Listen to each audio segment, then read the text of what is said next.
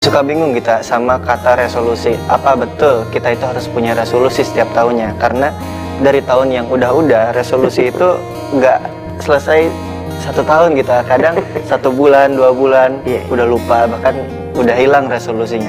Menurut Ani, dengan adanya teguran di awal tahun ini, apakah kita harus punya resolusi? Apa itu resolusi kebaikan atau lain sebagainya? Iya, baik. Minum ya, Ri? Ya. Minum ya. Saya minum juga nih ya. Gini loh, Ri.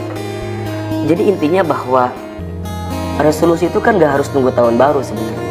Setiap hari kita harus punya resolusi. Setiap hari kita harus punya rencana, harus punya target hidup kita. Karena kalau tidak, hidup ini kan akan terombang-ambing seperti buih di dalam lautan. Kesana kemari kita hanya ikutin alurnya saja. Tapi kalau kita punya rencana, kita punya target, maka hidup kita akan terarah. Nah, kalau Ahilman ditanya resolusi apa yang kira-kira paling tepat untuk kita terus gaungkan setiap saat, maka jawabannya adalah resolusi urusan akhirat kita. Resolusi urusan kedekatan kita dengan Allah Subhanahu wa Ta'ala. Saya teringat dengan firman Allah di surat Al-Baqarah ayat 156 itu. Alladzina idza asabathum musibah qalu inna lillahi wa inna ilaihi raji'un. Orang-orang yang ketika dikasih musibah atau terkena musibah, mereka yang kemudian menjawab setiap musibah itu dengan kalimat inna lillahi, sesungguhnya semua ini milik Allah, wa inna ilaihi raji'un, dan semua akan kembali kepada Allah.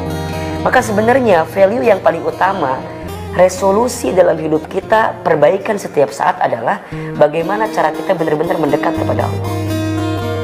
Terlalu kecil kalau kita selalu mengedepankan resolusi urusan dunia. Terlalu remeh kalau urusan dunia selalu dijadikan patokan utama dalam setiap perbaikan hidup kita. Tapi akhirat jauh lebih penting. Ahilman, berarti nggak boleh cari dunia? Kata siapa? Dunia itu boleh dicari, silakan, tapi jangan digelapkan dengan dunia. Makanya di antara perintah Allah mengenai prinsip hidup kan ada di surat Al-Qasas ya, ayat 77 tuh. Wabtaghi fima atakallahu darul akhirah wala tansa nasibaka minad dunya. Dan carilah keutamaan akhirat, tapi jangan lupakan urusan dunia. Jadi fokus utamanya urusan akhirat. Dunia ini hanyalah wasilah untuk bisa mendapatkan akhirat. Jangan kebalik loh. Kita ini kadang-kadang begini, mengorbankan urusan akhirat kita demi dunia kita.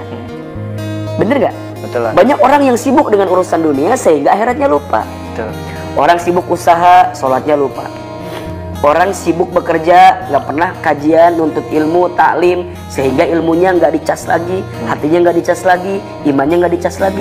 Itu yang keliru.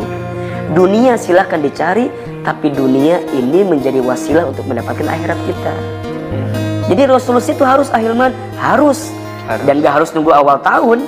Setiap hari juga harus ada resolusi, harus ada muhasabah diri, harus ada perbaikan, harus ada sesuatu yang terus kita upgrade, terutama akhirat kita.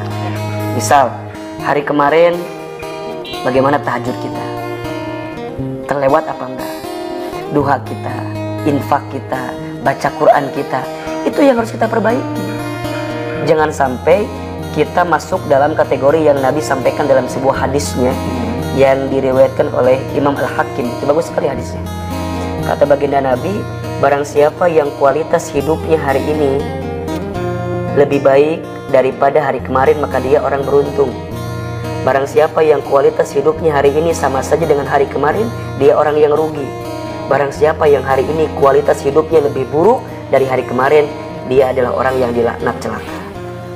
Kita tuh pengen kan tahun ini jauh lebih baik ya, betul, daripada tahun kemarin.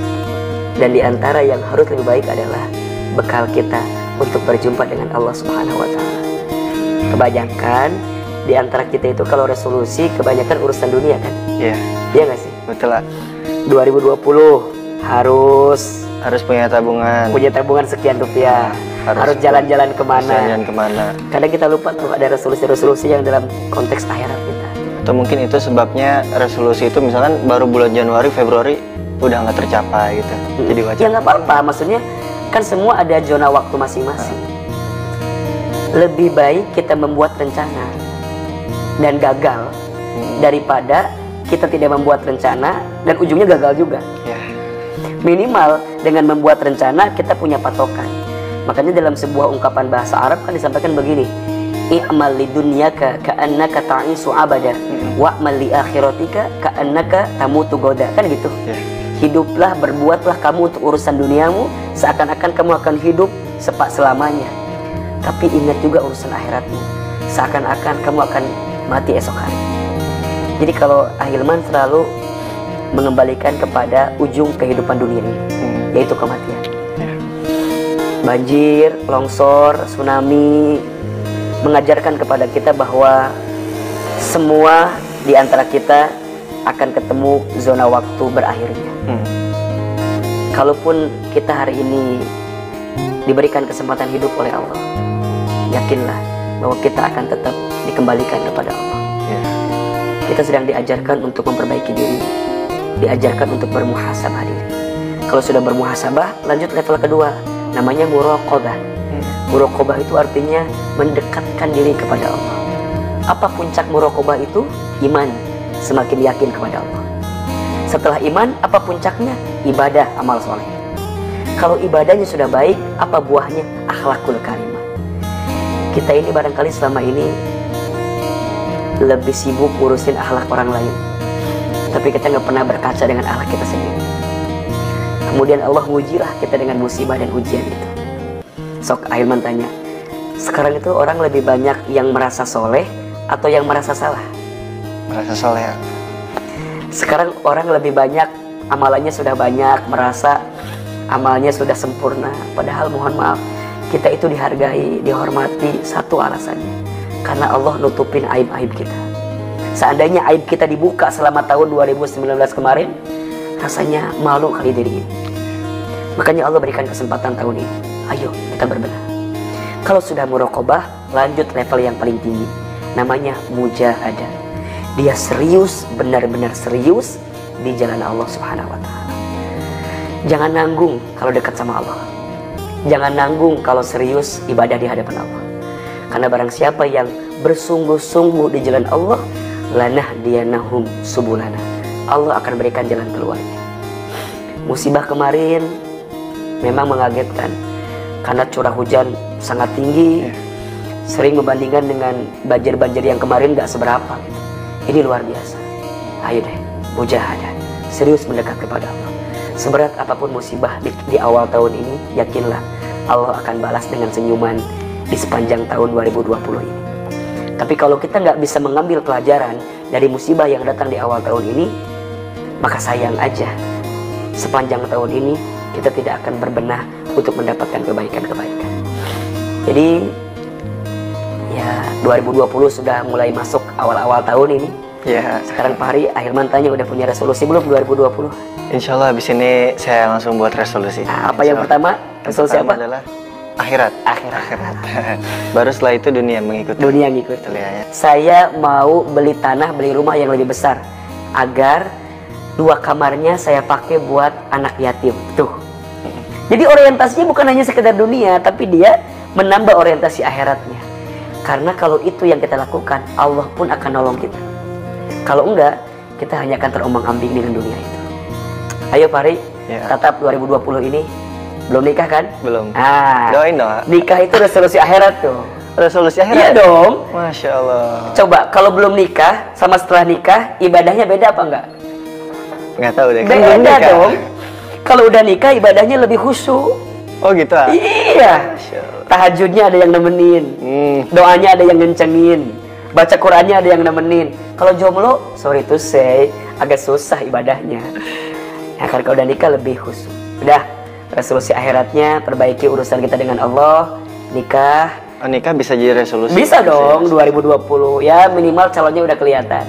Kan selama ini masih ambigu ya. Masih ambigu. Masih ada abstrak sedikit. Nah, 2020 ini udah deh, main-main mulu kan.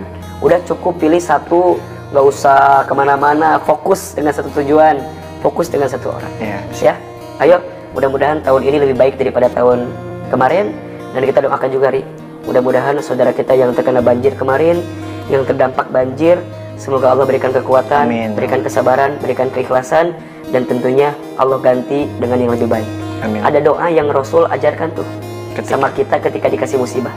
Gimana Doanya adalah Allahumma ajurni fi musibati wakhlufli khairan minha.